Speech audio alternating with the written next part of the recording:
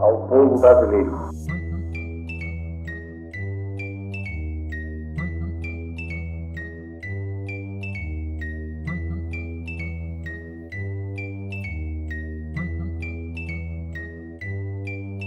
Imperialismo do norte parasita, jogando todo o povo mais ao sul no poço. Terceiro mundo tipo Bacurau, faltando caixão pra caber tanto corpo latifúndio maldito engedrado no estado. Cartel no controle de todo o mercado, exploram o trabalho, miséria social, formam capital com sangue derramado. Coronavírus é só o gatilho. Vamos começar aqui, galera. Hoje a gente vai estar aqui conduzindo, né? Eu estarei aqui conduzindo um curso sobre a escrita teórica marxista. Esse curso, a gente pensou, eu, Natan e Pedro também discutimos sobre fazer, e o pessoal que está junto conosco lá na formação pensou em fazer para tanto a gente poder melhorar a qualidade, né, da escrita de forma geral e também para orientar o pessoal que está envolvido nas tarefas ali da URC. E a gente vai estar colocando ele aqui para todos que o quiserem fazer também, estamos sempre colocamos para o pessoal da PB, para o pessoal do Pedro Pomar, para que todos também pudessem ter acesso, porque afinal, né, nós também estamos produzindo, devemos produzir cada vez mais, e para produzir cada vez mais e para produzir numa qualidade que seja boa e que tenda sempre a aumentar, a gente tem que ter orientações. Essas orientações elas são necessárias, como foram para mim, né? A gente tem que desenvolver tanto a capacidade de compreender essas orientações, como também de orientar, né, os nossos camaradas no decorrer do desenvolvimento ali da produção teórica, da produção de texto de forma geral.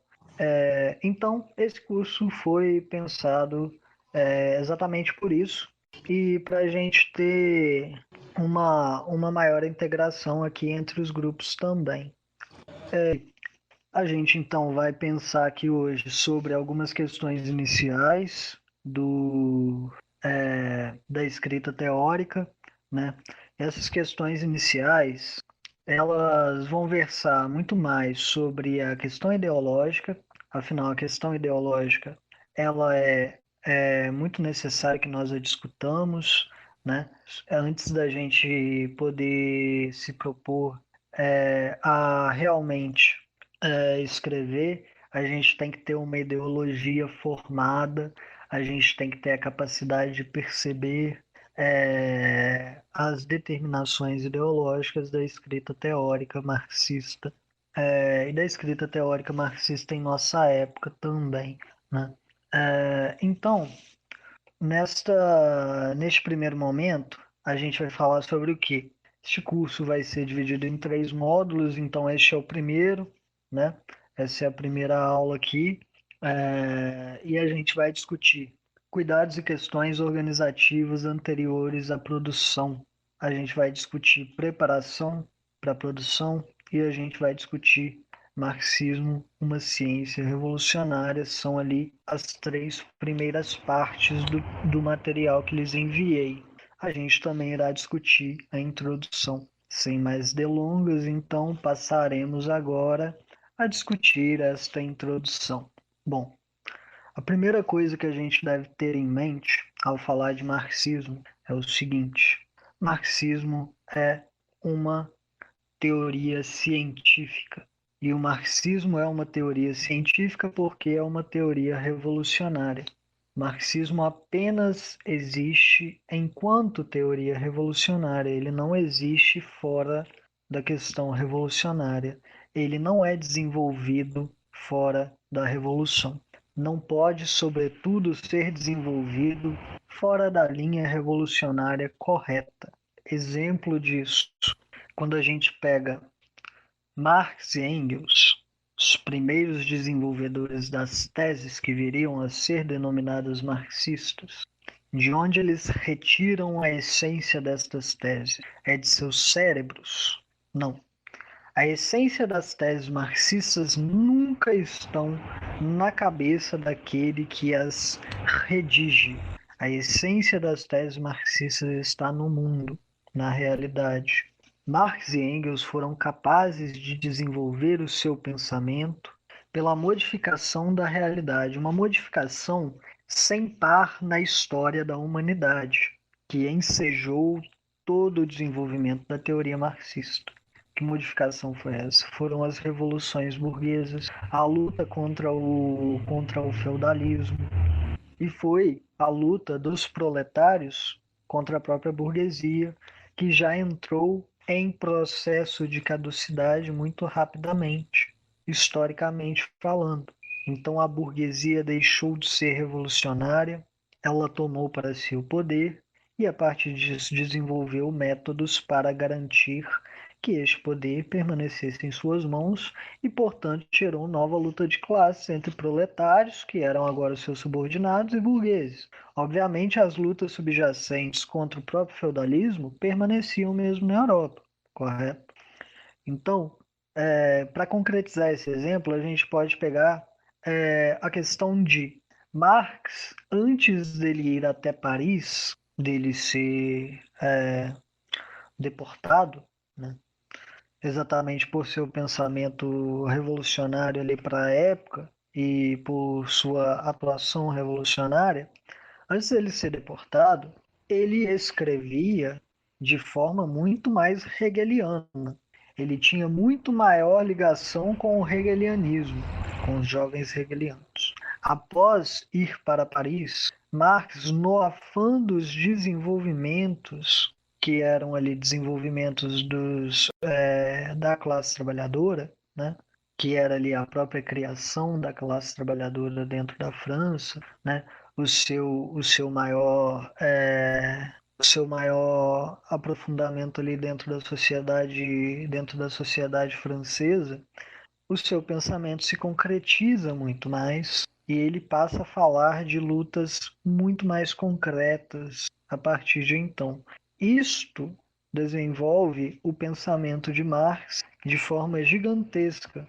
Da mesma forma, Engels, dentro da perspectiva de que ele tinha ali suas ligações com as lutas proletárias na Inglaterra, que era um lugar muito mais avançado do que a Alemanha e do que a própria França, ele já de cara com, se não me engano muito, 23 anos de idade, no ano de 1842, creio eu, ele já escreve uma crítica da uma crítica da economia política, um esboço para a crítica da economia política, o qual impressiona Marx e leva Marx a escrever, não muito tempo depois, uma de suas grandes obras, que seria a Miséria da Filosofia. Marx absorveu este conhecimento que Engels tinha ali incipiente, né, com suas teorias ali que muitas vezes tinham aquele que Feuerbachiano, mas que mesmo no que eram devedoras de Feuerbach, ainda assim desenvolviam o pensamento de Feuerbach, e ele desenvolve isso ainda mais. E desenvolve em Miséria da Filosofia, como vai desenvolver também lá no Capital, porque as coisas, o conhecimento, ele é dialógico, então ele vai se amontoando, né? O que é correto vai permanecendo, o que é incorreto vai caducando. Obviamente a gente pode tentar dar sobrevida para as coisas caducas, mas isso aí é complicado de se fazer de forma total. Enfim, seguindo neste ponto mesmo, como que isso faz com que o marxismo se difira da teoria burguesa, né? Como que a teoria marxista se difere da teoria burguesa e da teoria reacionária de forma geral? Bom, a teoria burguesa, os fundamentos teóricos, né, do academicismo burguês, né, de todas as instâncias onde a ciência, ciência entre aspas, né, burguesa, vai ter ali a sua influência, é, essa teoria ela é desenvolvida de forma a retomar, né, ou a continuar coisas que já estão caducas historicamente, né? A decadência da teoria burguesa ela é muito perceptível, né? E ela é tanto mais perceptível na questão de que quando temos teoria burguesa, a difusão da teoria burguesa dentro da academia, né? Isso obviamente desde sempre temos. Nós temos também a criação de teorias ali acessórias, né? Que falsamente tentam se colocar como teorias radicais. A gente vê isso, por exemplo, com o pós-modernismo, né? O pós-modernismo é a decadência da teoria burguesa em sua forma mais instável possível, né? Que é ao mesmo tempo a sua forma mais cristalizada, exatamente porque a cristalização desta forma instável da teoria burguesa está no fato de que a própria burguesia está em processo de caducidade, já está caduca historicamente e está em processo de caducidade social total, né? Então, quando a gente vê o pós-modernismo, por exemplo, ele irá muitas vezes retomar teorias que já foram superadas há séculos e séculos, como por exemplo o cartesianismo. Quando a gente pega para estudar as visões psicologistas do pós-modernismo, a gente percebe claramente a influência geral do cartesianismo nessas teorias.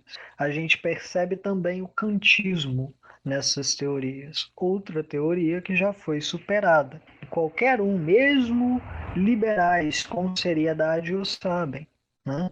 O kantismo foi superado, pois, diferente do que se propunha, nós não inserimos, né, categorias no mundo, nós as extraímos, né? Nós não inserimos formas de pensamento no mundo. O mundo nos dá as formas de nosso pensamento. Mas a gente vê essas sobrevivências e a gente pode dar um exemplo muito claro disso, por exemplo, com a teoria da psicologia narrativa. É uma teoria engraçadíssima, onde a narrativa do sujeito sobre o mundo constrói o mundo, basicamente. E isso é uma teoria, assim, onde eles tentam ali ter uma ligaçãozinha com Vygotsky e outros pensadores ali que eram até mesmo materialistas mesmo, ou que se encaminhavam mais para o materialismo, mas se demonstra muito claramente na aplicação dessas ideias dentro da própria teoria o idealismo completo. Outra prova da caducidade da teoria burguesa é exatamente isso. A teoria burguesa ela nasce como uma teoria materialista.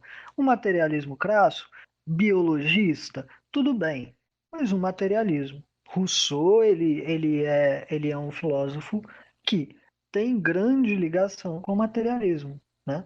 Diderot ele tem grande ligação com o materialismo. Os filósofos burgueses, de forma geral, a princípio, eles são grandes devedores do materialismo. Porém, com a decadência e com a caducidade da burguesia, que é trazida à frente de forma material, né? Exatamente pela luta de classes, que nada mais é, né, do que, como Stalin bem colocou e como Marx já colocava antes dele, né, a questão da disfunção entre as forças produtivas e o modo de produção. Com isso, né, essa teoria se torna caduca. A burguesia se torna caduca e, portanto, as suas teorias se tornam caducas. O Zevil levantou a mão só para, eu não sei se você estava aqui ao início, as perguntas, as questões vão ser deixadas para o final, tá bom? Então, seguindo aqui, o marxismo, como já ficou evidente a partir da primeira parte aqui sobre ele ser fruto da revolução, ele é fruto da unidade entre teoria e prática, né? Então Marx famosamente dirá o seguinte, aqui o citarei diretamente. Ele dirá: as armas da crítica não podem, de fato, substituir a crítica das armas. A força material tem de ser deposta por força material. Mas a teoria também se converte em força material, uma vez que se aposta dos homens. A teoria é capaz de prender os homens desde que demonstre sua verdade face ao homem, desde que se torne radical. Ser radical é atacar o problema em suas raízes. Para o homem, porém, a raiz é o próprio homem. Esse texto essa citação está na introdução à crítica da filosofia do direito de Hegel, que inclusive é um texto escrito bem cedo na trajetória de Marx, né, também de 1842, 44, na verdade, esta introdução, né? Enfim, Marx dirá isso posteriormente, em 1848, com a escrita da ideologia alemã, ele escreverá também as teses sobre Feuerbach, onde a sua 11ª tese, tão conhecida, será ali colocada, que é: os filósofos até hoje apenas interpretaram o mundo, cabe mudá-lo, né? Ele escreverá essas duas coisas e escreverá um tanto de outras coisas que comprovarão desde Marx a questão da unidade teórico-prática como praxis marxista. No que consiste a praxis marxista? Uma teoria só pode estar unida a uma prática se a prática for correta. Da mesma forma, uma teoria só pode estar unida a uma prática se a teoria que enseja essa prática for correta. De qualquer outra forma, temos um desajuste entre teoria e prática. Uma teoria pode ser o mais correta possível em tese e na prática não funcionar. Exemplo: nós podemos ter uma teoria, por exemplo, sobre a necessidade de se superar o racismo. E aí a gente pode ter uma teoria sobre a necessidade de se superar o racismo que parta de um ponto de vista materialista ou de um ponto de vista idealista. Vamos dar o exemplo da teoria incorreta, garveísmo. Em tese, é uma teoria que visa superar o racismo, né? Agora, na prática, isso se verifica, se verificou, se verificaria? Muito dificilmente. A gente pode ter coisas que soam muito belas na teoria e que na prática não querem dizer absolutamente nada. A gente pode ter coisas que são muito completas na teoria e que na prática não incidem sobre a totalidade das coisas. Por exemplo, novamente, teorias sobre o interpretativismo do mundo pelos povos originários e tudo mais. Questão de respeito, questão de ancestralidade, conhecimentos ancestrais, esse tipo de coisa. Em tese, funciona muito bem, afinal temos de fato que respeitar o conhecimento dos povos originários, isso é fato, né? Temos que, na verdade, sermos completamente contrários aos colonizadores que chegaram aqui para marginalizar conhecimentos dos povos originários, né? Temos que ser contrários a isso. Contudo, na prática, o conhecimento é um patrimônio que deveria ser de todos, e a gente tem que lutar por isso também. E o conhecimento ele foi desenvolvido de uma forma ou de outra dentro de diferentes locais. E a escrita teórica, a escrita científica e o rigor metodológico, o rigor científico foram desenvolvidos por pessoas que, mal ou bem, tiveram ali este desenvolvimento específico. E não é feio, nem racista, nem qualquer outro tipo de pecha que queiram lançar sobre esta questão, nos utilizarmos essas ferramentas para desenvolver o nosso próprio conhecimento enquanto povo, de forma geral. Então, em tese, é legal. Na prática, não tem tanta significância, entende? Então, a gente tem que ter consciência disso aí. Então, o marxismo ele se propõe como esta unidade teórico-prática. Ele se propõe, portanto, como o desenvolvimento pleno e completo do teórico, como um revolucionário. O teórico marxista ele não se desenvolve como um acadêmico burguês, ele não se desenvolve como um mero espectador e narrador das coisas que acontecem no mundo. Ele não é nem mesmo, ele não é um Homero, né? Ele também não é um senhor de suspensórios marxiano, né?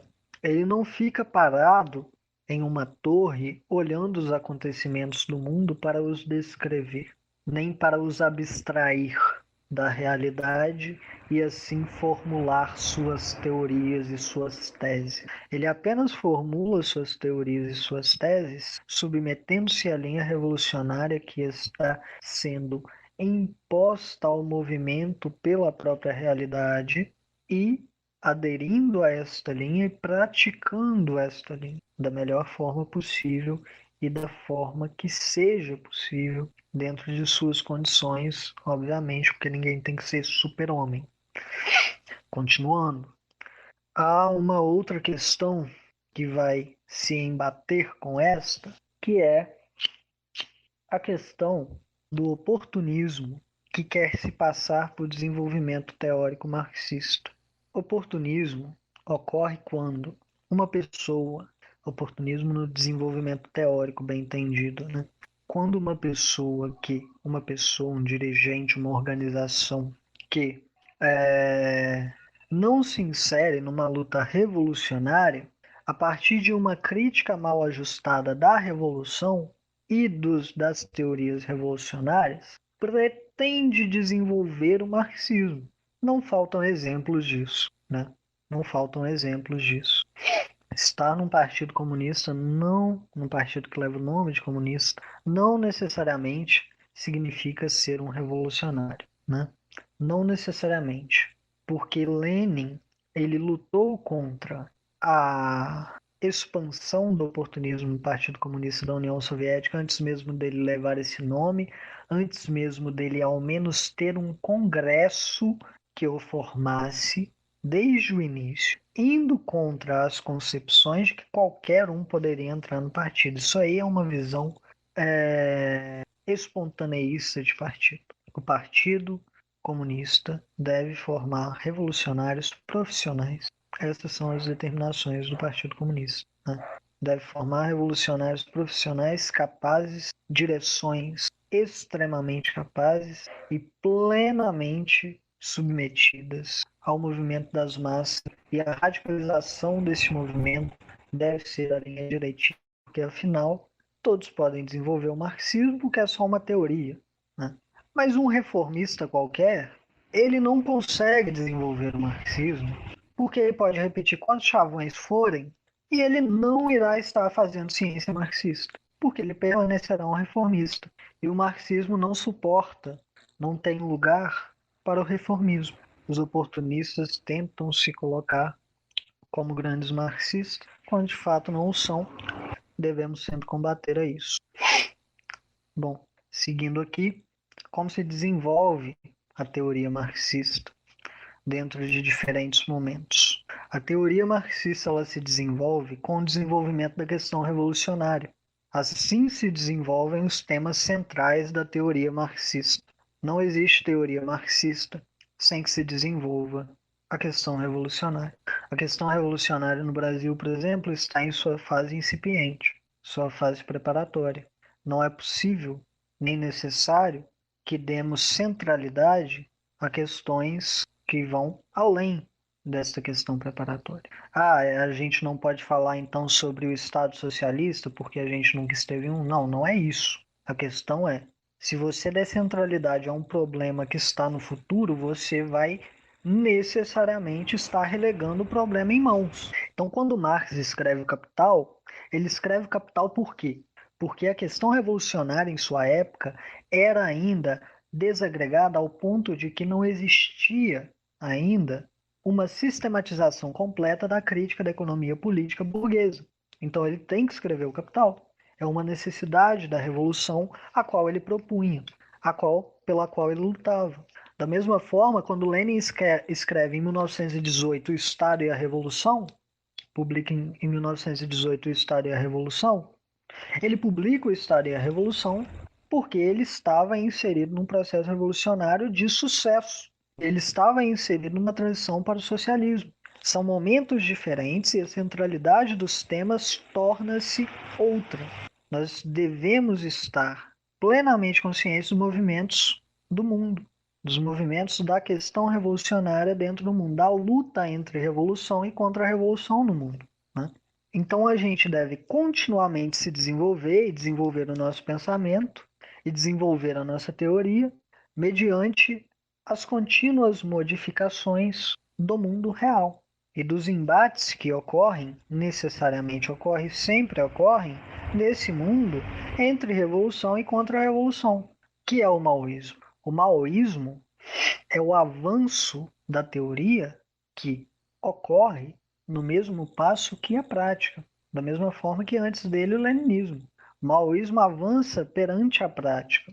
Mao desenvolve a grande revolução cultural proletária, ao passo que ele olha para a situação da China, ele olha para a União Soviética e ele fala assim: estão tentando restaurar o capitalismo nas nações socialistas. A luta de classes dentro do socialismo ela ainda existe. Portanto, devemos ter as massas do nosso lado para defender o partido e defender o socialismo. Devemos ter as massas do nosso lado para que elas mesmas possam desenvolver a capacidade de defender o Estado que lhes dota de poder e o Estado que é delas. A questão da consciência das massas desenvolvida dentro da grande revolução cultural proletária é uma questão que só pode ser desenvolvida mediante a prática. Da mesma forma que as depurações feitas por Lenin, à época de sua direção ali do Partido Comunista da União Soviética, elas já iam no sentido de depurar todos os carreiristas, os oportunistas, né? Lenin já praticava isso. Stalin, por sua vez, traduzido em algum momento aí, minha querida Morgana traduziu, é um ótimo texto, eu estava lendo ele outro dia. Ele planejava, logo antes de sua morte, fazer novas depurações dentro do Partido Comunista da União Soviética, e ele planejava, dentro dessas depurações e dentro da reestruturação ali do partido, garantir o aumento da composição de classe proletária dentro do partido, que em sua era foi a maior, né? Maior do que na época de Lenin, e a maior de forma geral, porque depois só foi, obviamente, né, pelo controle dos oportunistas decaindo, ao ponto de que com Khrushchev a composição proletária era de 30% dentro de um partido que é, em tese, proletário, né? E Stalin ele pretendia também fazer uma rotatividade no próprio Comitê Central. Aí a gente se pergunta por que ele morreu de forma tão esquisita, né? Meio estranho, o médico não ia lá e tudo mais.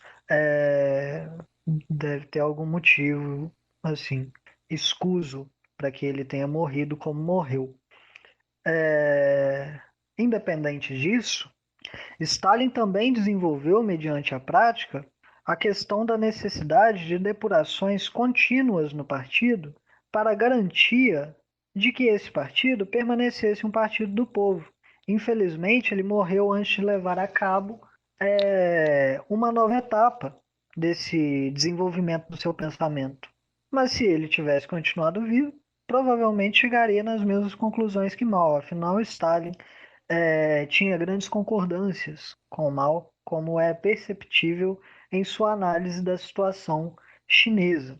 Para quem quiser ver mais um pouco sobre isso, o livro de Chen Potá, Mao na Revolução Chinesa, que inclusive saiu pela Nova Cultura, está disponível para download em PDF no próprio site da Nova Cultura, está disponível no Marxist. Tiempotar vai demonstrar isso de forma bem simples e é um ótimo livro para compreender, de fato, o próprio desenvolvimento do maoísmo. Continuando, o marxismo ele é sumamente materialista, né? Então, eu lerei aqui uma parte da introdução, lerei ela de fato para vocês, porque eu creio que seja uma parte importante dela.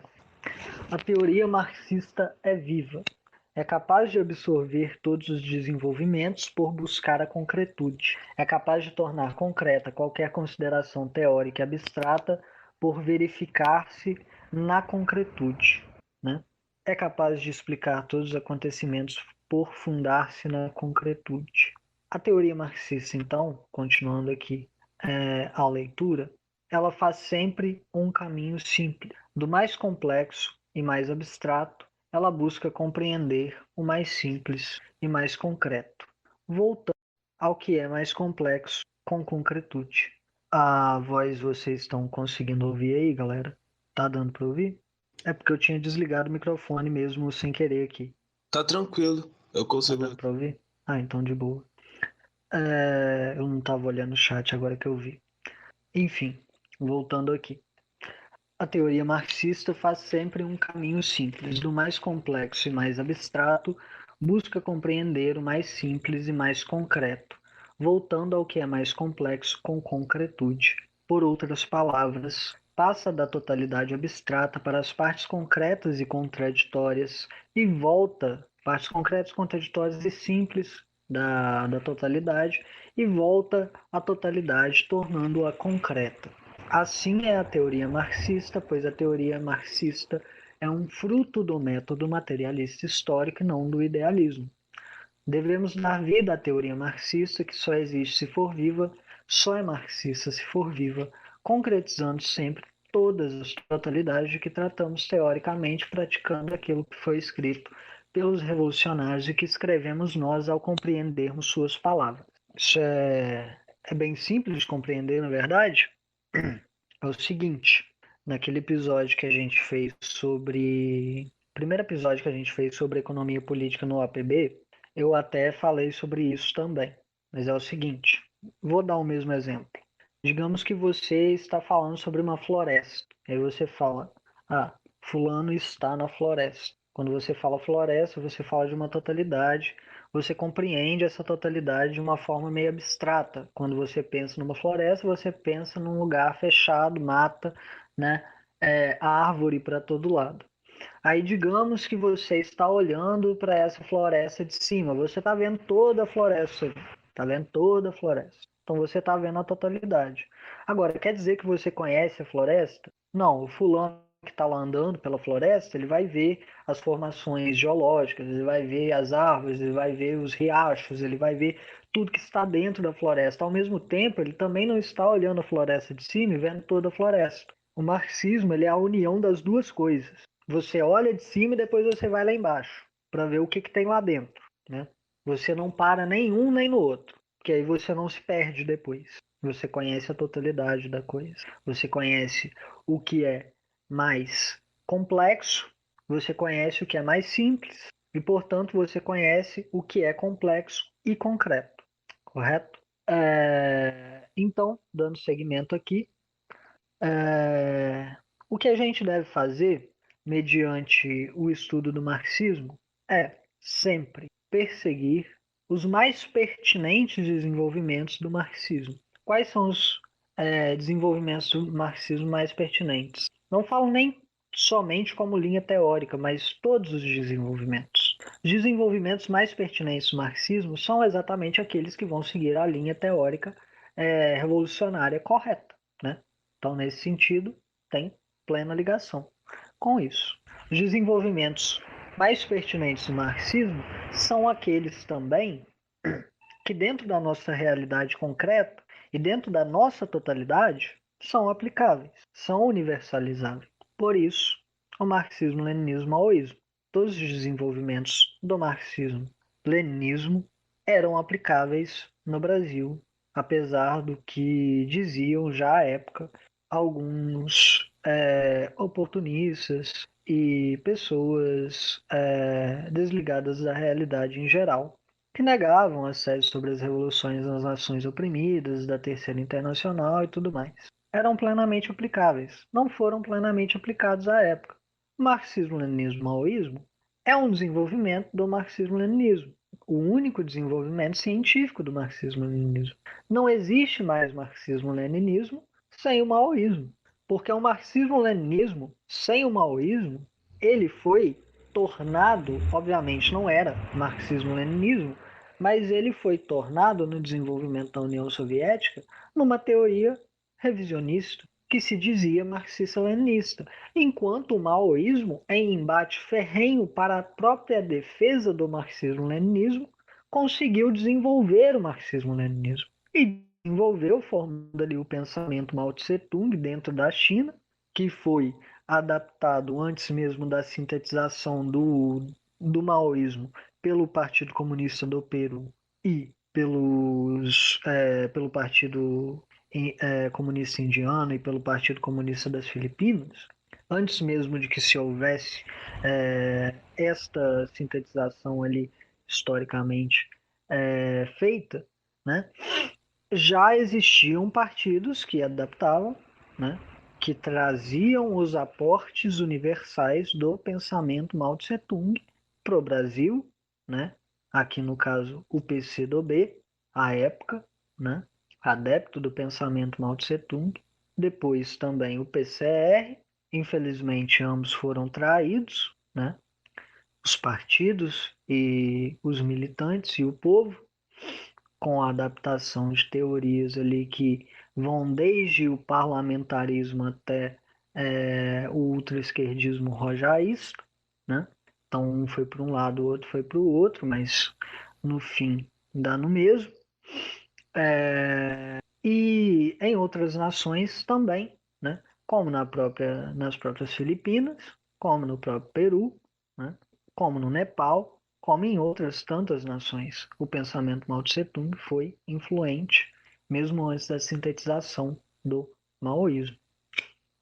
O maoísmo, por sua vez, hoje em dia comprova a sua pertinência e a sua capacidade revolucionária exatamente pelo motivo de que, no mundo atual, excetuando-se, é bom a gente deixar claro, né, excetuando-se ali as revoluções nacionais que não têm cunho marxista e as revoluções que adaptam outras formas ali de socialismo, né, que no caso não são socialismo, obviamente, assim, de uma perspectiva rigorosa, mas tipo, que se denominam, né, socialismo, excetuando-se essas, tudo que se coloca no campo marxista, tudo que se coloca no campo comunista, que é desenvolvido revolucionariamente, luta armada, está no campo do maoísmo, né? É... E a gente tem que ter consciência disso também, né? Então, o que é pertinente para que a gente retome e para que a gente leve para a teoria quando a gente for a desenvolver? É pertinente tudo aquilo que é universal e é pertinente tudo aquilo que é, na sua particularidade, consegue se submeter a esta universalidade do marxismo-leninismo-maoísmo e é pertinente em nossa nação. Paridade, comparações, todas são coisas necessárias que a gente tenha em mente quando a gente for pensar em teoria. Novamente, apenas para reafirmar, quando nos desenvolvemos enquanto teóricos, devemos nos desenvolver não teoricamente apenas, mas como revolucionários completos. E aí vamos entrar agora na parte 1, para que a gente possa dar prosseguimento aqui. A parte 1 já é aberta, reafirmando exatamente essa última coisa que eu falei. Por quê? A gente tem que ter humildade e saber que a teoria, a escrita da teoria, ela não é mais importante do que nada. Ela não é mais importante do que ir na rua e colar um cartaz promovendo o boicote. Não é. Não é porque você está sentado na sua cadeira pensando que você se torna mais importante que o outro que está lá resolvendo como que vai imprimir um panfleto. A gente já tem que ter a concepção dentro da construção de qualquer organização que se diga marxista, a gente já tem que ter a concepção de superação da divisão do trabalho intelectual e do trabalho manual desde o começo, correto? A gente já tem que deixar de lado, apesar dos pesares da realidade.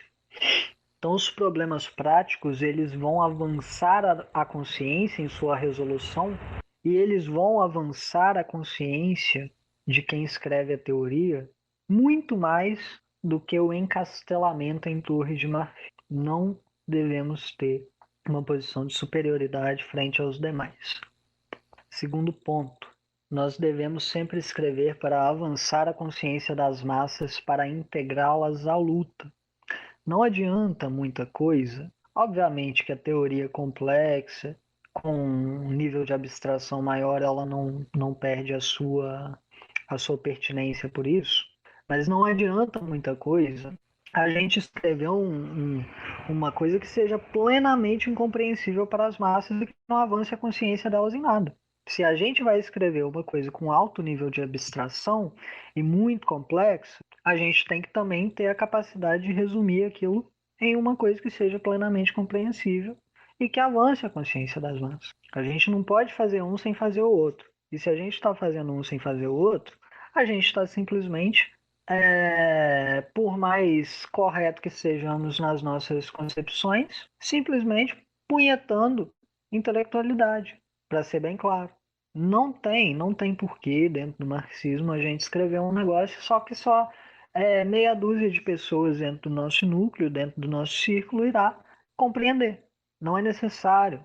A gente não deve ter a ideia de que as nossas perspectivas teóricas vão ser submetidas para a banca de universidade, porque elas não vão. Elas vão ser submetidas ao povo. E se o povo não compreende, se o povo acha que é besteira, você não está fazendo um trabalho de um marxista. Então a gente tem que ter isso também em mente. Sobre a característica do escritor. Dentro de uma organização, cabe às lideranças designar quem irá ter essa função.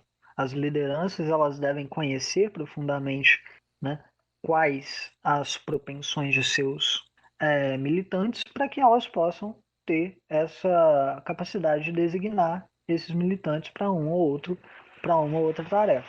Questão dos quadros, como o Dimitrov bem colocava, né? A atenção que devemos ter aos quadros, a atenção que devemos ter aos militantes, é exatamente nesse sentido, porque senão a gente vai estar colocando um cara para escrever teoria e ele prefere traduzir, a gente vai ter, ou prefere apenas traduzir, a gente vai ter um cara sendo colocado para escrever propaganda, fazer agitação e ele não tem muita capacidade para aquilo no momento. Obviamente todo mundo pode se desenvolver. E obviamente inserir a pessoa numa tarefa mais fácil que tenha ligação com aquilo pode ajudar ela a se desenvolver. Mas dentro da capacidade de você poder parar para pensar o que eu vou fazer com essa pessoa em específico, qual é a direção em que ela está indo, a liderança tem que ter a capacidade de designar, porque precisa de gente para tudo, para fazer tudo. A gente não pode ficar contando sempre só com as lideranças para fazerem os trabalhos e mesmo os trabalhos importantes, né? Outra coisa é que, da mesma forma que as lideranças devem ter essa capacidade, os designados têm que ter atenção ao estudo e à prática para conseguirem se desenvolver. E os designados que têm, ou melhor dizendo, os militantes que têm a iniciativa, né? O papel das lideranças é desenvolver essa iniciativa, da mesma forma que o papel deles é não se estagnar após serem inseridos neste processo de desenvolvimento, né? Essa é uma questão organizativa da coisa. E todos que têm aqui, eu tenho plena convicção que têm a plena capacidade de escrever em teoria, de escrever propaganda, de escrever panfleto, de fazer agitação. Essa capacidade está em todos nós. A gente pode se desenvolver em todos esses âmbitos, até mesmo de uma vez, né? Mas, de uma forma ou de outra, a gente parte de um ponto ou de outro, né? Seguindo, então, como que devem se colocar os escritores da teoria frente à sua tarefa? A primeira coisa que eles têm que ter em mente é que Devemos ter clareza de ideias e devemos ter paciência. Clareza de ideias em que sentido? Nós devemos expor de forma clara, nós devemos pesquisar profundamente e expor profundamente e ao mesmo tempo de forma clara aquilo que pesquisamos, né? A paciência, ela nasce de onde? De não desanimar frente às dificuldades, porque dificuldades haverão. Sempre existem dificuldades. Você vai fazer uma pesquisa e você não acha material. Isso aconteceu recentemente comigo. Eu fui fazer uma pesquisa sobre um determinado assunto. No momento eu achei alguns materiais sobre, não achei muitos. Aí eu tive que continuar a pesquisa. Não pude dar tanta atenção para aquele aspecto. Se eu desse, eu estaria incorrendo numa falsificação. Afinal, eu não achei material suficiente para eu desenvolver aquilo. Passou algum tempo, eu achei o material. Parece que é sacanagem com a cara da gente, mas acontece, né?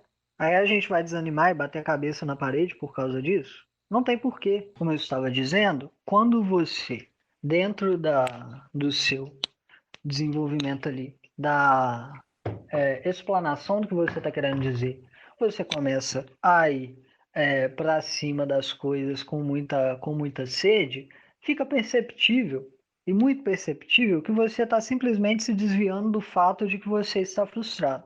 A gente não deve fazer isso. Por quê? Porque aí a teoria acaba ficando impalatável.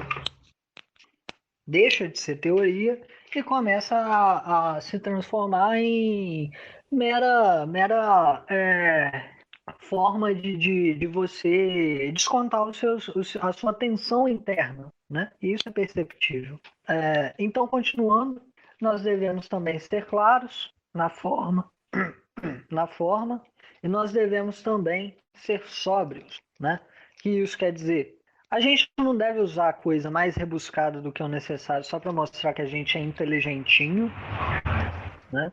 Eu tenho minha forma de escrever, eu sei que algumas pessoas muitas vezes até acham que eu uso uma gama de palavras um pouco mais difíceis de vez em quando, mas é apenas a minha forma. Eu falo assim, quando eu estou falando de forma séria, eu escrevo assim, né?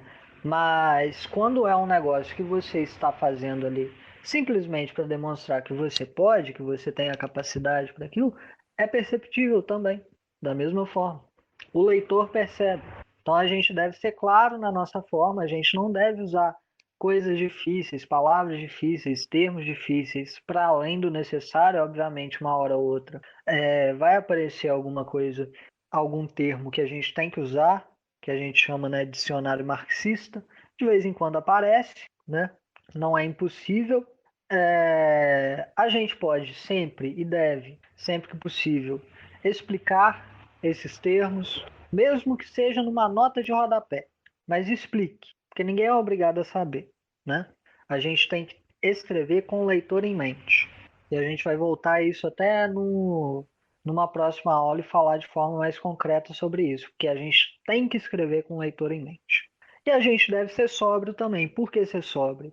Bom, porque se você incorre em adjetivos, se você incorre na utilização de adjetivos demais, de superlativos demais, e você vai falar sobre, sei lá, você está falando sobre um líder, e aí você vai falar que ele é o mais grandioso, luminoso, glorificado, endeusado, cheio de luz, parteiro da revolução. Entendeu? Se você começa a falar assim, daqui a pouco ninguém quer ler, porque parece que você está escrevendo um poema épico. Parece que você está falando de Gilgamesh e não de um ser humano qualquer. Os líderes devem ser exaltados, mas com sobriedade. A gente não está falando de Jesus Cristo aqui. Jesus Cristo, quem tiver religião e for cristã, fala sobre ele na igreja.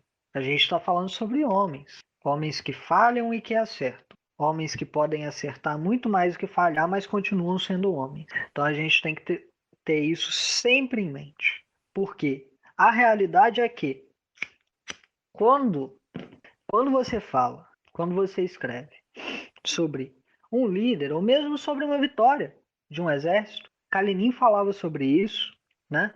Sobre as pessoas utilizarem comparações com batalhas que foram heróicas e que eram conhecidas de todo o povo, com batalhas escaramuças assim, normais, e falarem que aquela batalha as pessoas utilizaram o mesmo vigor, o mesmo método que foi utilizado naquela outra batalha lá, que foi anterior e que foi gigantesca e que foi heróica, e aí a pessoa quer comparar aquilo.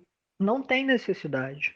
É desnecessário e afasta as pessoas. A nós pode parecer bonito. A mim nem parece tanto. Eu sou bem pé no chão com esse tipo de coisa. Mas a nós pode parecer bonito num momento ou em outro. Mas para as pessoas que não conhecem, para as pessoas que não têm um interesse fixo nisso, para as pessoas que não têm conhecimento completo dessas lideranças ou desses acontecimentos, isto parece estúpido, literalmente estúpido. E a gente tem que ter consciência, né, de como a gente soa para as demais pessoas.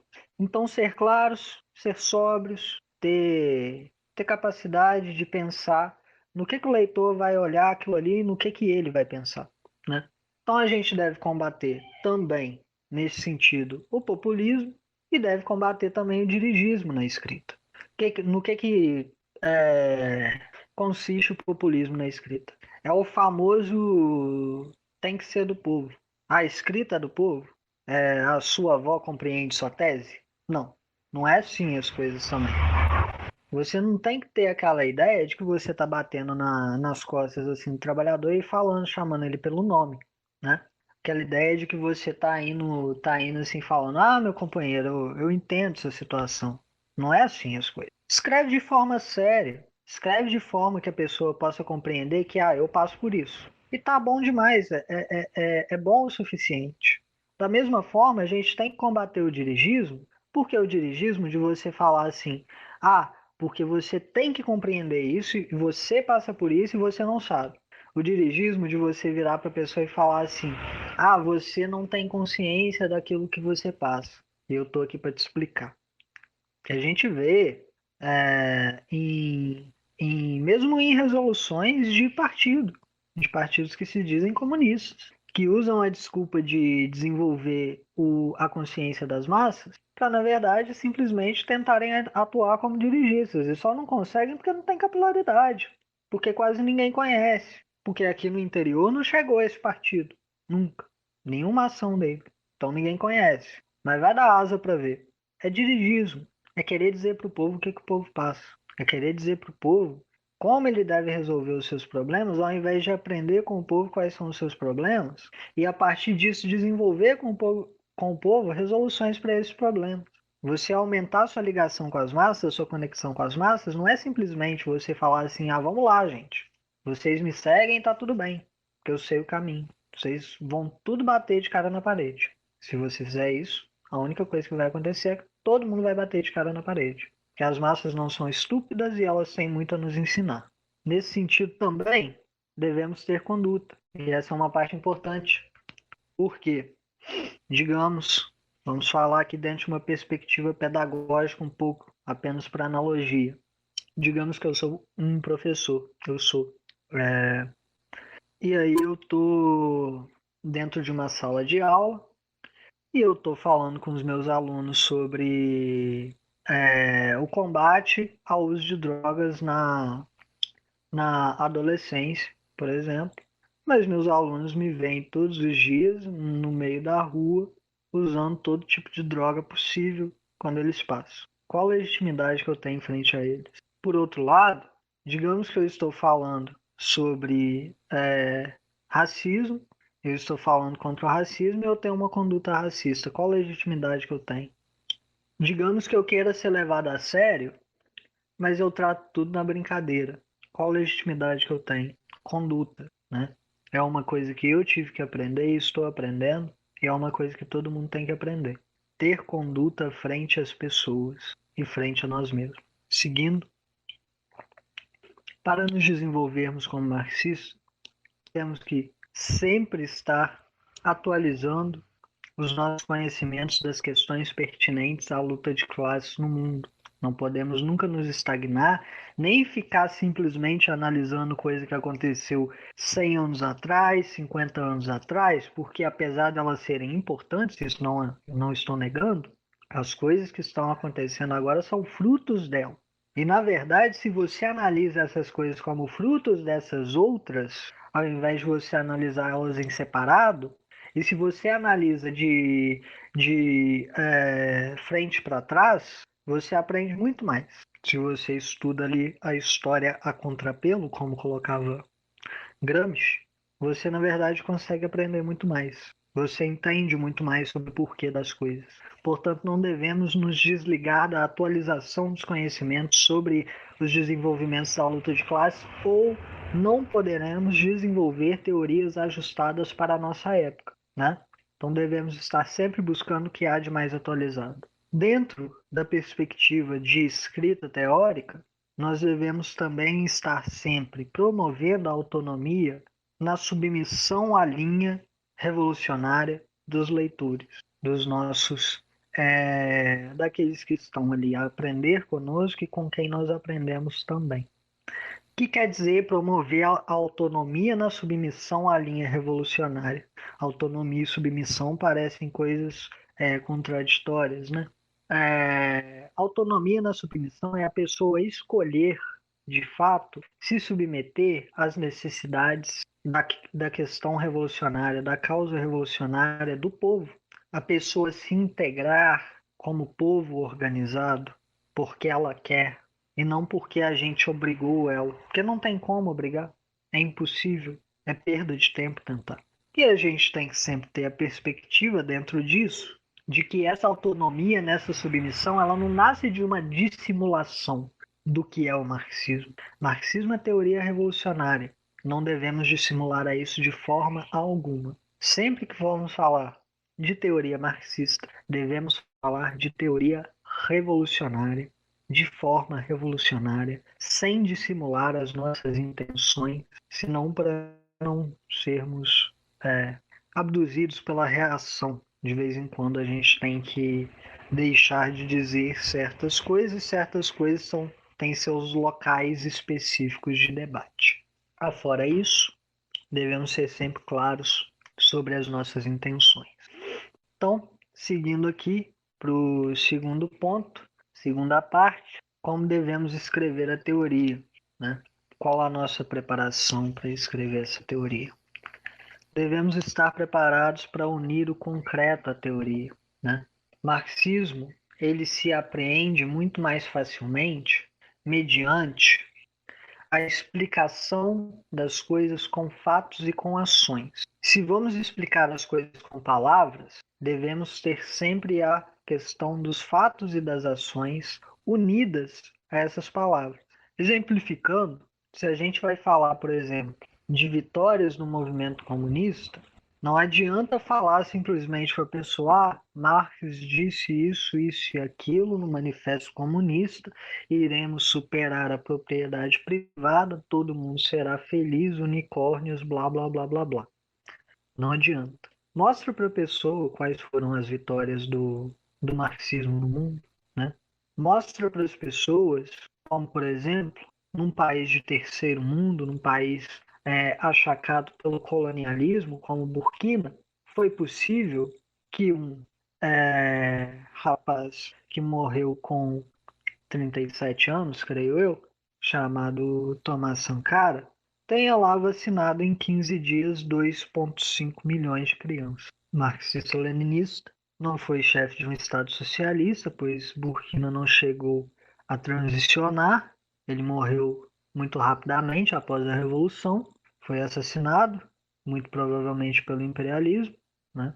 Muito provavelmente não com toda certeza, mas já atingiu vitórias gigantescas. O IDH foi lá em cima, a questão da mutilação feminina estava ali sendo resolvida, o país se tornou independente, 2,5 milhões de crianças sendo vacinadas, escolas sendo abertas. Ah, mas o marxismo não é só isso. Olha, veja bem, não é só isso. Mas explica para a pessoa com isso que ela vai entender. Michael Parente, que é um marxista estadunidense, e um dos poucos estadunidenses de quem eu gosto, talvez o único, fora Paul Robeson, mas esse já morreu. Ele diz, né, que Cuba é um exemplo de sucesso porque as pessoas sabem ler agora e elas não sabiam antes. E tem um médico disponível para as pessoas em locais afastados onde não tinha. Agora, ele é um cara superficial, ele tem um conhecimento superficial. Bom, há controvérsia sobre isso. Ele tem um conhecimento muito profundo sobre as coisas. Ele não está sendo superficial. Ele está falando, olha aqui, gente, apesar disso tudo aqui parecer para vocês muito distante e algumas dessas coisas parecerem muito complexas, olha aqui o exemplo disso aplicado na realidade. Devemos ter essa capacidade de unir o que é concreto à teoria. Lerei aqui o segundo ponto desta segunda parte, pois creio eu, que ele seja importante, de destaque dentro dela. Devemos investigar profundamente qualquer problema antes de falar uma linha sequer sobre ele, pois a superficialidade sempre esconde caminhos para o erro. O caminho correto para expor um problema parte de sua essência e de suas contradições essenciais. Considerada a essência do problema e consideradas suas contradições essenciais, chegamos a uma análise do problema. Assim se conduz uma investigação profunda. Combatendo essa ideia de que demonstrar as coisas é necessariamente demonstrar as coisas na realidade, necessariamente vai estar só na superfície do problema, de fato nós devemos chegar à essência do problema, antes de que possamos retornar à sua superfície. É o mesmo caminho sempre, né? Primeiro a gente chega à essência do problema, depois a gente escreve sobre ele. Depois a gente pega os movimentos mais visíveis deste problema no mundo para exemplificar.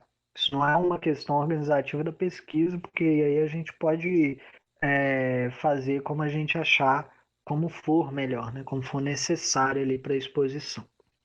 Mas é um problema organizativo do pensamento mesmo sobre aquilo, né? Então, seguindo, nós devemos sempre investigar a realidade, pois a raiz de um problema não está nunca na teoria, não está nunca nos livros, ela está sempre na realidade. Então a gente tem que investigar profundamente a realidade. Para a gente escrever sobre revolução no Brasil, a gente tem que investigar profundamente a realidade do Brasil e não categorias abstratas que foram colocadas num livro por um velho barbudo no século XIX. Ah, mas o velho barbudo era inteligentíssimo e dá nome à linha que você segue. Sim, mas continua sendo um velho barbudo do século XIX que não morava no Brasil e que morava numa sociedade que não foi desenvolvida da mesma forma que o Brasil e que estava falando de categorias, de desenvolvimento de categoria. Ele não estava falando de uma realidade particular. Ele não estava falando da realidade de uma nação oprimida. Ele estava falando da categoria em si. O livro, O Capital, ele, pela sua maior parte, principalmente quando há explicação das categorias, ele tem um nível de abstração gigante, porque é necessário, porque é um livro teórico, sistemático, sobre o capital. Ah, mas ele auferiu aquilo da realidade. Sim, da realidade do desenvolvimento do capitalismo.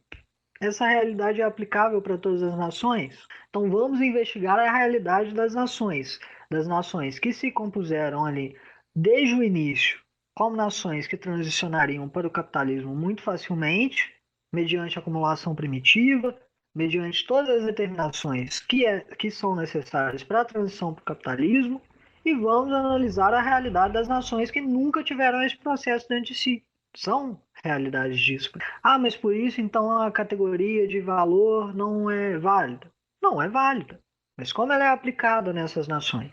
Da mesma forma que a GPP, sendo universal, ela é aplicada em nações que têm um desenvolvimento urbano de um tipo, de uma forma, e nações que têm um desenvolvimento urbano de outro tipo, de outra forma.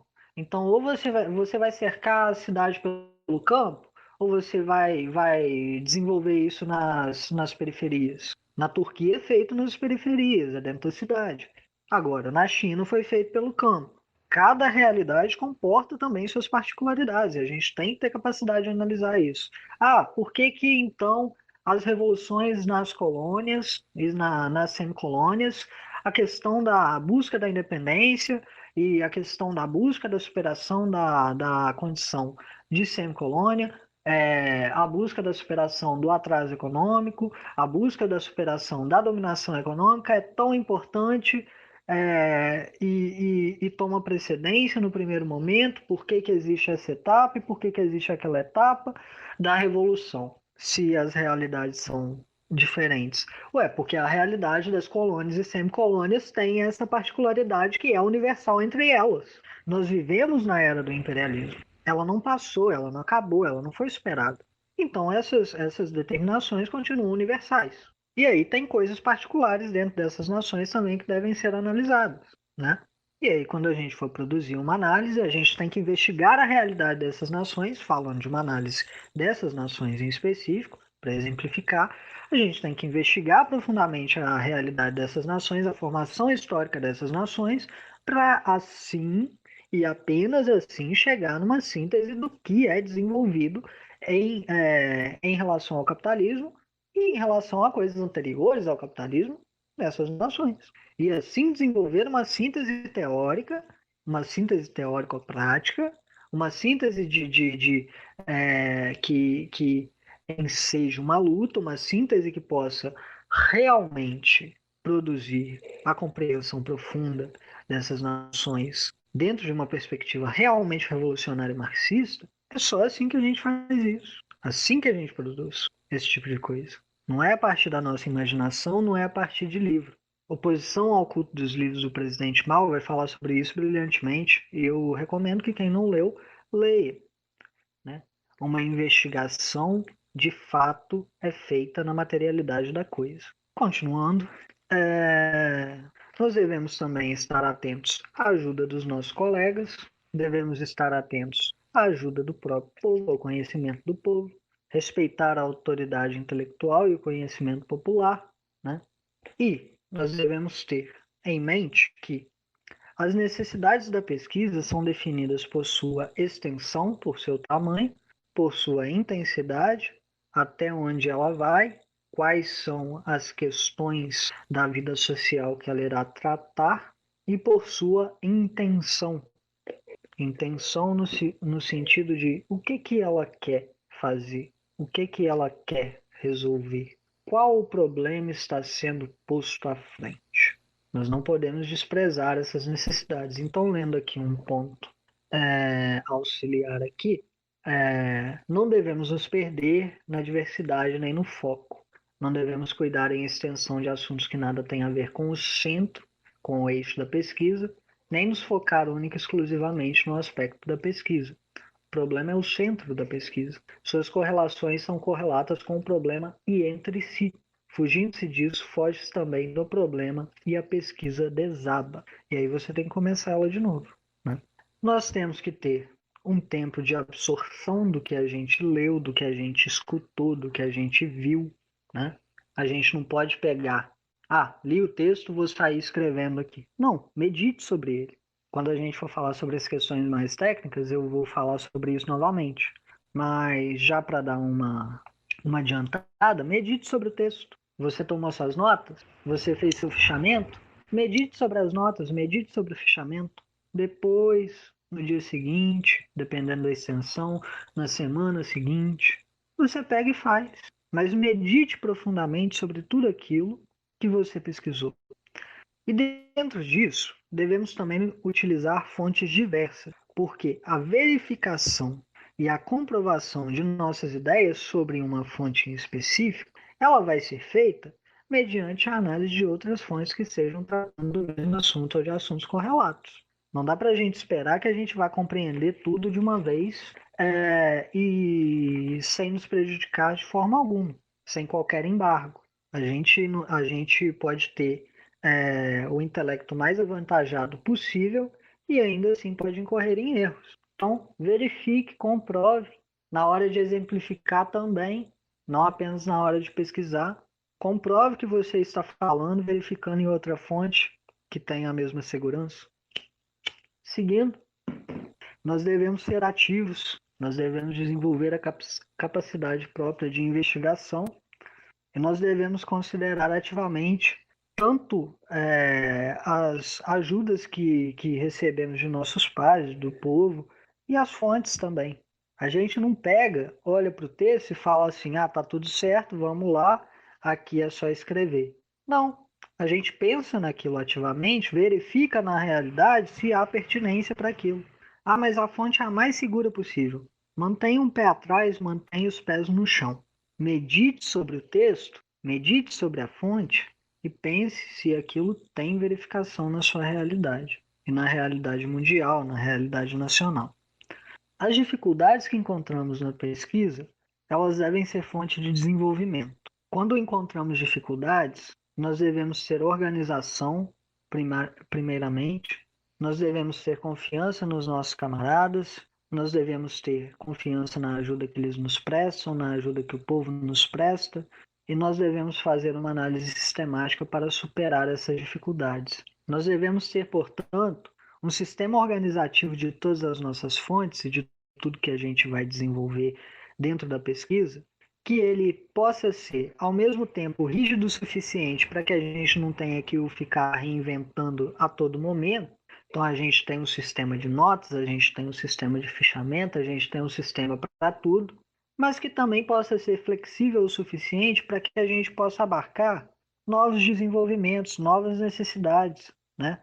Se a gente tiver que criar um sistema paralelo, isso fica um pouco mais confuso. É possível, mas a gente tem que ter, de qualquer forma, um sistema organizativo das nossas fontes, um sistema organizativo de tudo que a gente desenvolve dentro da pesquisa. Porque senão a gente fica perdido, a gente fica frustrado, a gente leva mais tempo e a gente acaba se perdendo. E aí a pesquisa vai se perder e você terá que recomeçar. E às vezes recomeçar é bom, mas é cansativo. É melhor a gente ter um cansaço só do que ter 10, 20, né? E para que a gente tenha um cansaço só, uma coisa que a gente deve estudar profundamente antes de escrever teoria é o método materialista histórico, né? Para que nós possamos sempre concretizar as categorias que nos utilizamos dentro da escrita da teoria. Nós devemos então conhecer o método materialista histórico, nós devemos conhecer as principais categorias utilizadas dentro do estudo do marxismo, para que nós, no nosso estudo, no nosso próprio estudo, na explanação, possamos, ao fim de tudo, traçar linhas gerais da resolução dos problemas e linhas específicas também, quanto possível. Por quê? Porque a nossa atitude deve ser investigativa frente à realidade, não uma repetição mecânica do que foi posto pelos teóricos que vieram antes de nós ou que estão ainda ativos. Dentro da linha revolucionária, nós devemos ser criativos, sempre, né? Nós devemos ter criatividade para resolver os problemas. E o método materialista histórico, o seu estudo, o estudo das categorias principais do marxismo, garantem que, dentro de uma linha correta, possamos, assim, desenvolver criativamente a própria teoria. Dificilmente a teoria marxista será desenvolvida de forma universal, dificilmente não, né? É impossível, sem a questão revolucionária estando ali atrelada a ela. Mas a gente pode desenvolver criativamente análises ali, e a gente pode aplicar isso na luta, no decorrer do desenvolvimento da luta, pois a luta está sempre a se desenvolver, e a gente tem que estar sempre se inserindo nela. Então, indo para a terceira parte, para fechar, creio que vocês já devem estar um pouco cansados de ouvir minha voz. Falar um pouco sobre o marxismo como ciência, né?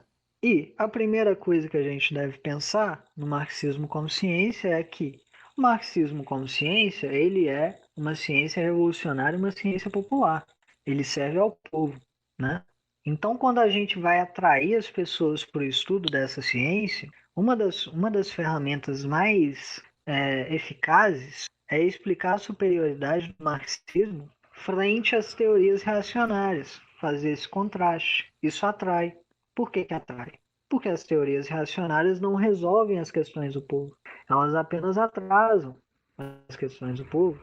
Elas apenas fingem que irão dar uma resolução para as questões do povo, na perspectiva de teorias reformistas, que são igualmente reacionárias, né?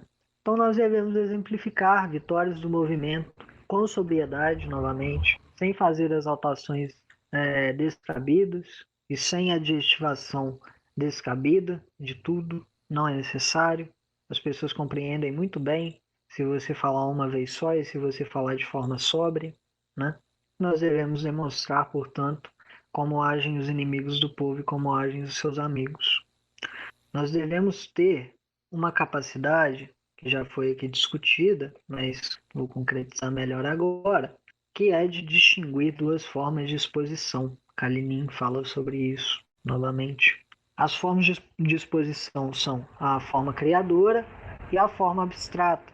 Lerei aqui a definição para cada uma delas. A abstração é infrutífera e parte de uma concepção burguesa de conhecimento. O público é levado a crer que se conhece de um ponto ao outro o que está sendo disposto, saberá de tudo que é necessário que saiba. O objeto de estudo fica distante de quem propaga a ciência e, portanto, de quem o ouve. O aprendizado é mecânico e ele mesmo abstrato. Então, o que é expor de forma abstrata as coisas? É você falar assim: olha, se você conhece de A até a B, você sabe tudo o que você precisa saber sobre isso. Como? Como isso poderia ser marxismo se as coisas estão sempre se desenvolvendo? Se as coisas sempre estão em relação à realidade? Isso não é marxismo. Por outro lado, o método criador é um que preconiza a assimilação profunda e o movimento em torno da verdadeira compreensão. A mera formalidade do aprendizado deve ser desprezada e substituída por um estudo que envolva problemas teóricos e abstratos e práticos. Devemos saber como demonstrar na prática o que é uma categoria abstrata ou mais concreta. Devemos saber demonstrar na realidade o que é a teoria. Verificar no mundo real os conceitos sempre.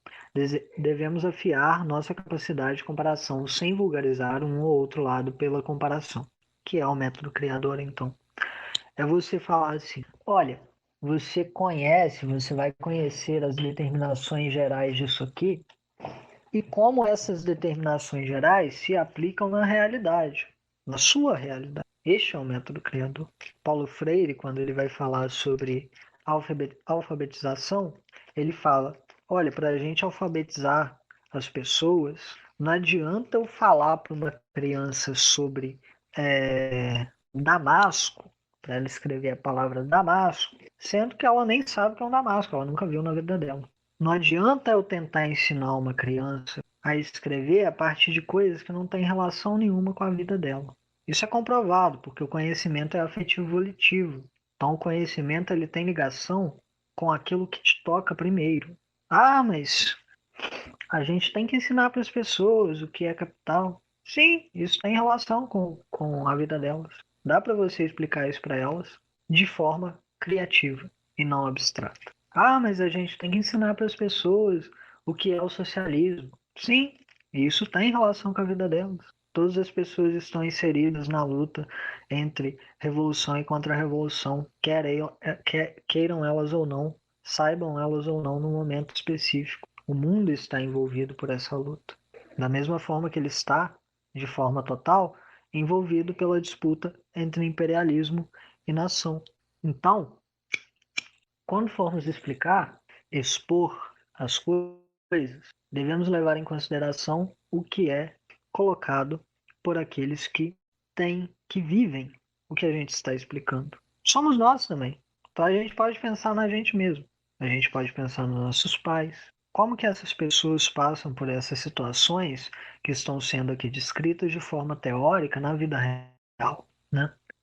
Então, devemos sempre preconizar o método criador, a exposição criadora. Nós devemos sempre concretizar o método marxista, seja ele anunciado ou não no texto. Devemos sempre estar o mantendo como realidade de forma subjacente. Devemos, então, sempre ter a perspectiva da modificação do mundo, da demonstração de como o mundo se modifica. Devemos sempre compreender e criar e ensejar nas massas a vontade de compreender e de criar. Devemos expor a essencialidade do marxismo no mundo, como teoria revolucionária que explica o mundo. Seguindo aqui, devemos ter capacidade de perceber que a complexidade teórica pode ser melhor explicada, então, com maior com maior simplicidade na manifestação prática das coisas. Então, lerei aqui novamente um pequeno trecho, já estou acabando. Aquele que escreve a teoria deve saber ser flexível aos diferentes métodos de escrita e exposição dos problemas, considerando o problema exposto em sua complexidade, mas também em sua realidade, e tanto mais em sua realidade, que pode ajudar a desfazer o caráter ininteligível das coisas complexas. Aquele que escreve a teoria deve ter domínio completo de tudo que diz, buscando a cada momento verificar se o que diz é algo que de fato conhece, revisando sempre seus conhecimentos e nunca deixando-se levar pela empáfia, pelo orgulho, né, pela ideia de que somos grandes pensadores. Uma pergunta que não deve sair nunca da cabeça, e essa parte é importante, uma pergunta que não deve sair nunca da cabeça de quem escreve teoria e trata de categorias ou coisas afins é: como eu abordaria esse problema em sua concretude na vida real? E a outra é: como eu o resolveria? Essas duas coisas devem estar respondidas ao fim da exposição, e suas respostas devem estar interconectadas com a essência do problema investigado. Então, sempre quando a gente aborda as coisas no marxismo, é para resolver essas coisas. Sempre que a gente aborda as coisas no marxismo, é para ter estas coisas em mente como passíveis de resolução e nós como possíveis resolvedores dela. Não sei se a palavra resolvedores existe, mas vamos lá. Então, vou dar um exemplo sobre isso. Eu não lerei aqui a citação, porque seria muito longa, mas o Alberto Passo Guimarães, no seu livro A Crise Agrária, logo na introdução, ele expõe de forma geral o problema da crise agrária, expondo primeiro os desenvolvimentos, né, da questão agrária no decorrer da história, depois falando sobre o problema da crise agrária no momento atual, né, no momento atual ali da década de 70, né, no caso onde ele escreve este livro. E aí, ao fim da introdução, o que ele faz? Ele vai afunilando a questão para chegar num ponto onde ele fala assim: olha, existe a plataforma reformista que estava sendo colocada à frente antes, que era da reforma agrária de forma bem gradual e praticamente inexistente, que era o reformismo. E existe agora o antirreformismo, que está literalmente vendendo as nossas terras ou doando as nossas terras para o estrangeiro, retomando práticas coloniais e fazendo dos capitalistas monopolistas os novos donatários de terra. E aí ele fala: a solução é nacionalizar a terra. Se não nacionalizar a terra, não tem solução para o problema da crise agrária. Você começa a escrever sobre o problema pensando na solução. Se você não pensa na solução, você está simplesmente fazendo um estudo infrutífero. Você não está dando frutos para o seu estudo. Então pense na solução desde o início do estudo do problema e na exposição do problema. E termine de estudar e expor o problema com a solução.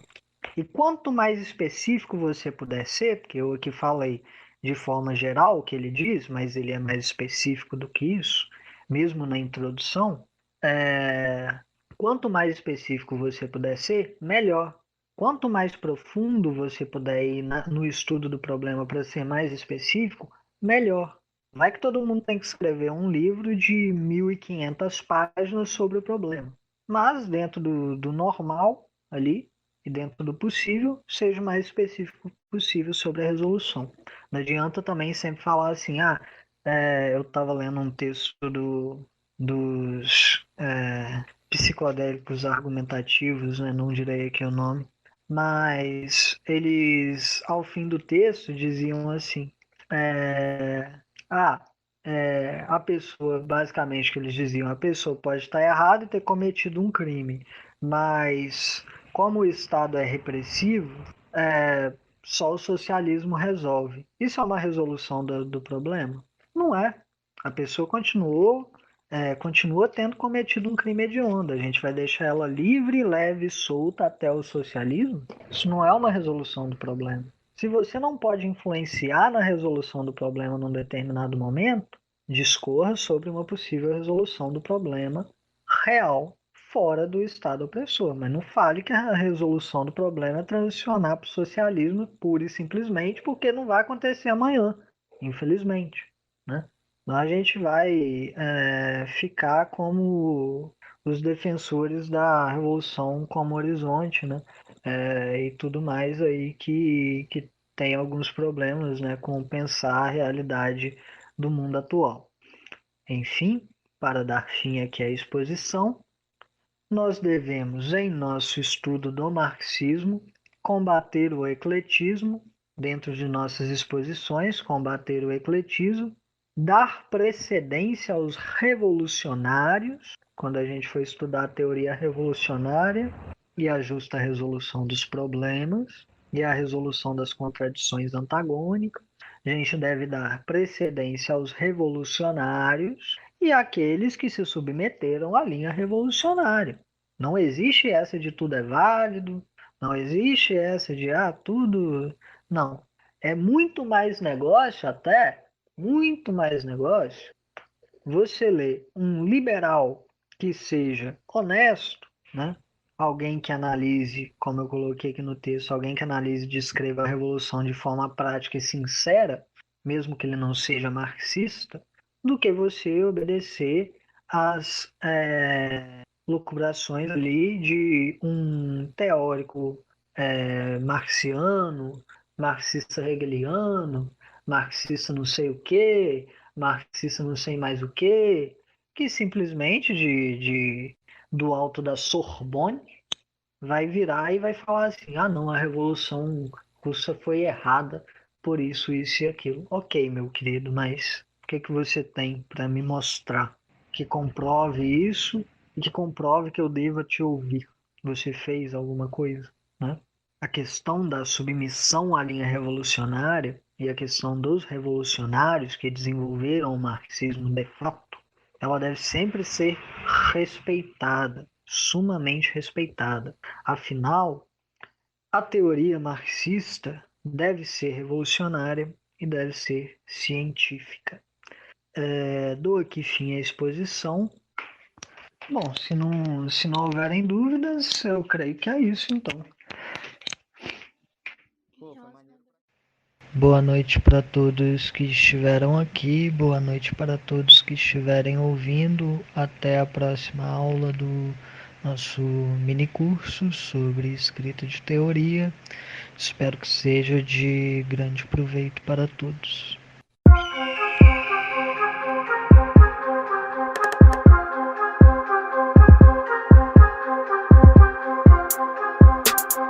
Obrigado pela audiência e nós, do Grupo de Estudos ao Povo Brasileiro, esperamos você em um próximo episódio. Então me diz, qual o seu valor na terra que tudo é precificado? Mercantilizaram nosso corpo, aprisionaram nossa mente enquanto exploram nossa força de trabalho. Da miséria ao miseiro salário, boom e crash.